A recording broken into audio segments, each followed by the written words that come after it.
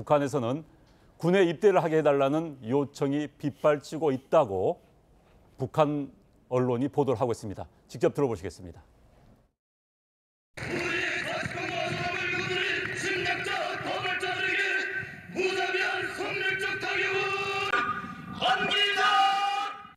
함경남도와 평안북도, 황해북도안의 청소년 학생들이 조선인민군 입대 복대를 탄원하고 있습니다. 복대는 참, 아유 안타깝습니다. 자, 청소년을 포함해서 347만 명이 미국과의 전쟁에 위해서 입대 탄원서를 넣었다는 주장. 자, 347만 명이면 북한 주민들의 10%, 15%가 되는데 어떻게 해석을 해야 됩니까? 그렇죠. 그래서 저런 분위기는 뭐 북한 당국자들이 원하는 분위기죠. 뭐 CIA 전 국장은 오늘 지금 미국의 분위기가 말하자면 카리브해 위기, 쿠바의 미사일 위기와 비슷하다 이렇게 말했는데 제가 볼 땐 저런 분위기는 지금 북한에서 1976년 8.18 판문점 독기 사건 때와 아주 비슷합니다. 그래서 지금 청소년들에게 입대를 권하고 또 제대한 군인들을 복대를 요청하고 있는데 이제 그 화면에 나오는 장면들은 아마 저 복대 장면, 좀 나이가 든 사람들은 이제 제대 군인들이 다시 복대한다는데 이제 말씀하신 대로 347만 명이 다시 군대에 들어온다. 물론 들어오지도 않겠지만 지금 북한 정규군이 119만 명입니다. 네. 이것도 지금 모기지를 못해가지고 전부 3명 중 1명은 영양실조에 걸려 있는데 도대체 지금 거의 장마당에 먹고 살고 있는 370만을 7만 명을 뽑아가지고 북한이 지금 어떻게 하겠다는 겁니까? 그렇기 때문에 저런 것은 뭔가 북한이 내부적인 긴장을 조성해가지고 김정은 통치에 마찬가지로 유리한 환경을 조성하겠다. 아주 이번 대목을 지금 북한이 적절하게 잘 활용을 하고 있습니다. 그런데 제가 궁금한 것 중에 하나가 지금 북한 주민들이 미국에 대해서는 어떻게 생각을 하고 있습니까? 사실 이제 한국 전쟁 이후에 미국에 대해서는 굉장히 적대감을 고취시켜 왔는데 자, 미국에 대해서 진짜 이길 수 있다고 생각하는 겁니까? 그렇지는 않고 이제 북한 사람들도 상당히 좀 영리해지고 있습니다. 핸드폰도 한 300만 대 넘어서니까 정보도 좀 입수하고 그래가지고 과거처럼 6.25 전쟁은 북침이 아니라 남침이라는 것도 지식인들은 거의 다 알고 있고 그러니까 정보를 가지고 있지만 아직도 그래도 대다수 사람들은 북한에서 이제 타가서 유치원 때부터 미국에 대한 뭔가 공포심 교육을 받았기 때문에 전쟁이 일어나면 다 죽는다. 운명 공동체로서 김정은을 따르지 않으면 죽는다. 이런 공포심은 은연중에 아직도 확고하게 존재를 하고 있기 때문에 바로 김정은이가 저런 환경을 지금 잘 이용하면은 자기 통치 기반을 아주 잘 확보할 수가 있는 겁니다. 사실 김일성이가 어떻게 보면 6.25 전쟁을 일으켜서 통치 기반을 잃을 뻔했지만 지금 60, 70년 그 체제를 유지해 오고 있는 비결이 하나이듯이 김정은도 이번에 저것만 잘 활용하면 자기 통치 기반을 안착시킬 수는 좋은 기회가 되는 것입니다. 그렇기 때문에 북한 사람들이 어떤 미국에 대한 생각, 물론 미국의 어떤 이 경제나 이런 데 대해서 강하다는 것은 알지만은 또 미국은 승량이다 이런 교육을 하도 어렸을 때부터 받아오다 보니까 거기에 대한 공포심은 완전히 은연중에 다 내재가 돼 있는 겁니다.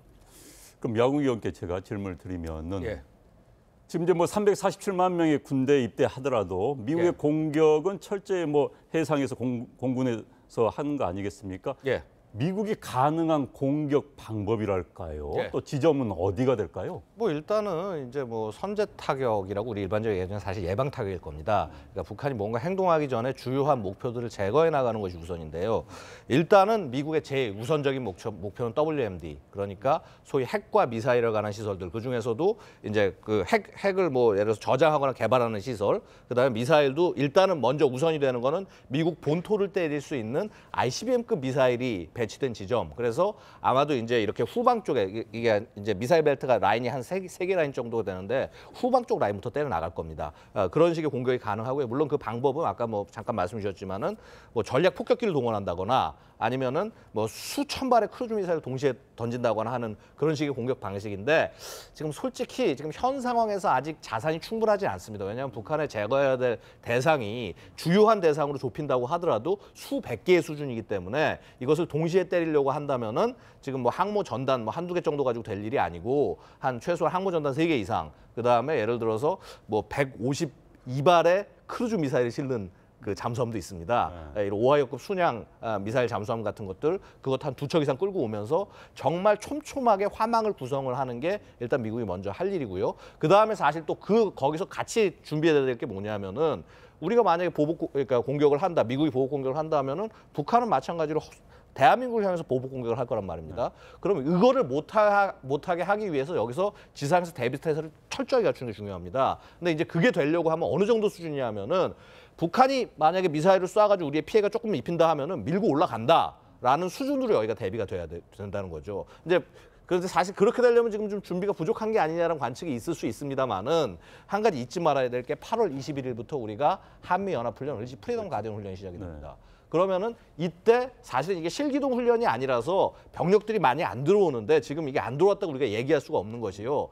지난 보도를 보면 아시겠지만 7월 초 정도에 미국의 14낙사단이라는 부대가 잠깐 들어왔다 나간 적이 있습니다. 14낙사단 부대가 어떤 부대냐면은 미국이 침공에 들어갈 때 가장 먼저 하는 아프간, 이라크 같은 데 할 때도 먼저 들어간 그런 부대입니다. 거기 말고 82공수나 101공수 같은 부대들, 이 부대들도 14낙과 똑같은 성격의 부대입니다. 이런 부대들이 사실 자유롭게 지금 대한민국에 들어올 수 있는 구조예요. 왜냐하면 아시다시피 우리 평택 기지가 얼마 전에 오픈했죠.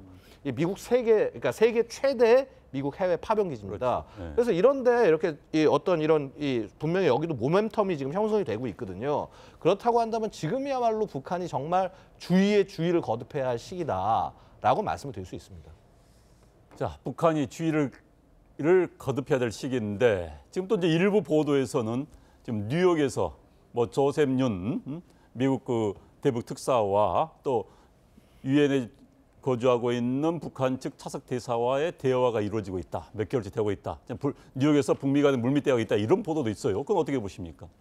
지금 우리는 이제 북한과 대화가 전혀 단절된 상태에서 이제 미국과 북한 간의 대화가 있다는 사실 때문에 오늘 이제 보도가 좀 논란이 됐습니다. 네. 근데 사실 이 뉴욕 채널이라는 것은 지금까지 크게 단절이 됐다거나 한 적은 없었고 계속해서 그 조셉 윤 동아태 차관보와 북한 차석대사 이런 뉴욕 채널은 계속해서 가동이 되었습니다. 특히 그 미국 원비어군 사망 이후에 미국으로서는 지금 북한에 억류되어 있는 3명의 미국 민간인들을 다시 돌려받기 위해서 이 문제에 대해서 북한에게 지속적인 요구를 하고 있습니다. 그렇기 때문에 이 문제가 뭐 우리를 제껴두고 미국과 북한 간에 어떠한 뭐 빅딜이나 그랜드 바겐 같은 이런 전초전이냐 뭐 그런 것은 전혀 아니고 아직까지는 이런 문제 해결에 이르기까지는 과정이 굉장히 먼 하지만은 통상적으로 미북 간에는 유지돼 왔던 그 채널에 관한 이야기입니다. 그렇기 때문에 이 부분이 지금의 긴장 구조를 단순히 뒤엎을 만한 또 다른 대화의 창구라고 보기는 어려운 것 같습니다. 네. 자, 이렇게 한반도의 긴장감이 높아지는 가운데 역시 문제는 우리나라 또 우리 정부입니다. 우리 국방안보 라인 바쁘게 움직이고 있습니다. 또 시선이 쏠리고 있는데 관련 내용 들어보시겠습니다. 정의용 국가안보실장은 8월 11일 오전 8시부터 40분간 허버트 맥마스터 미국 백악관 국가안보보좌관과 통화하고 북한의 도발과 긴장 고조 행위로 인한 최근의 한반도 및 주변의 안보 상황과 이에 대한 대응 방안에 관하여 협의하였습니다.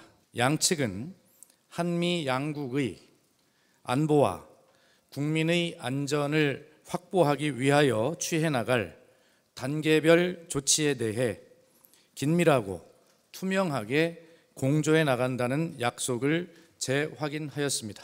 이상입니다. 자, 단계별 조치를 한미 간에 공조해 나가겠다. 자, 단계별 조치라는 게 좀 애매한 표현 같은데요. 구체적으로 어떻게 해석이 될 수 있을까요? 지금 오늘 그 청와대 대변인의 발언만으로 봤을 때는 어느 정도까지 우리가 지금 상정을 하고 있느냐가 사실 분명하지는 않습니다. 네. 우리 청와대가 그동안 발표한 것을 보면은 지금 현재 한반도 위기 상황이 바람직하진 않지만 우리가 뭐 패닉을 할 만한 상황은 아니다라고 이제 국민들을 안심시키기 위해서 노력을 해왔고요. 그리고 이번 메시지가 중요한 점은 이번 사태에 있어서 미국이 대한민국을 제외하고 어떠한 독단적인 의사결정을 내리진 않을 것이다. 그렇기 때문에 어떤 의사결정 단계든지 한국 정부와 공조를 해나갈 것이다라는 의미를 강조하는 것이지 이 단계가 어떤 확전이 되는 그 단계별로 한국과 미국 정부가 지금 어떠한 조치를 통해서 북한에게 맞대응하겠다라는 의미는 아닌 것으로 보입니다. 하지만은 만약에 북한이 실제로 어떤 도발을 감행할 경우에는 그 도발을 어느 정도 수준으로 하느냐에 따라서 그에 맞는 단계적으로 상응하는 조치를 한미 간에 할 것이다라는 또 그런 의미로 해석을 할 수가 있겠습니다. 그런데 이제 북미 양국 간의 설전은 거칠어지고 있습니다. 문 대통령은 여기에 대해서 별다른 언급이 없어요. 이유 어디에 있다고 보십니까? 뭐 사실은 뭔가 뾰족한 해답이 이 안에서 있다고 한다면은 주도를 해 나갈 수 있겠죠. 우리가 얘기했듯이 뭐 이전에 대통령께서 직접 말씀하셨듯이 운전대를 쥐고 갈 수가 있을 텐데 사실은 그런 모멘텀은 아닌 것으로 보입니다. 모멘텀 자체가 지금 사실 미국과 북한 간의 직접 충돌인 상황이 됐고요. 물론 이제 이것을 중재하기 위해서 나설 수도 있지만은 애초에 핵과 미사일 문제에 관해서는 북한이 대한민국을 한 번도 어떤 이 대화의 파트너라고 생각해 본 적이 없습니다. 바로 이런 부분 때문에 우리에게 그닥 선택지가 많지 않은 것이고요.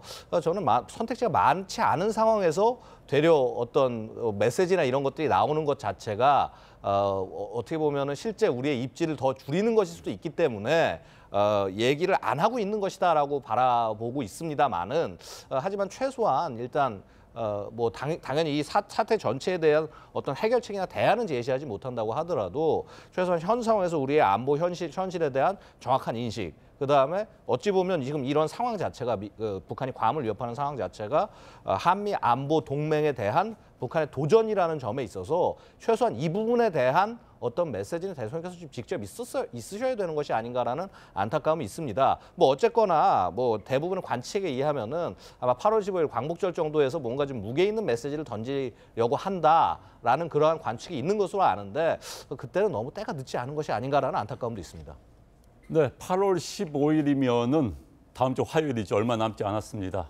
그래서 방금 전 지역에 나왔습니다만 어찌 됐든 8월 15일 광복절 경축식에서 이 상황에 대한 메시지가 나올 것이라는 전망이 나오고 있습니다. 사실 역대 어느 대통령이든지 간에 8월 15일 광복절 때는 대북 메시지를 던졌거든요. 대북 제안을 하거나 하기 때문에 가능성이 높다고 보는데 만약 메시지가 나온다면 어떤 메시지가 나올 것으로 전망하십니까? 네, 지금 뭐 이제 두 분도 말씀했지만 사실 우리 중부가 이 운전석을 내놓고 너무 이제 북한의 태도에 대해서 또 나이브하게 생각하지 않느냐 이런 지적들을 해주셨고 또 실제 김정은은 지금 우리 한국 정부를 무시하면서 우리를 배제하면서 뭐 우리가 이제 코리아 패싱이라는 말로 표현합니다만은 미국과 지금 직접 상대하려는 그런 지금 태도를 취하고 있는데 제가 볼 때는 이런 그 측면이 지금 강해지다 보니까 일부 전문가들은 벌써 뭐 에치슨 라인 얘기까지 꺼내고 좀 앞서가는 경향이 있습니다. 그러나 우리 정부도 분명히 우리 대통령도 아마 북한의 어떤 스탠스나 또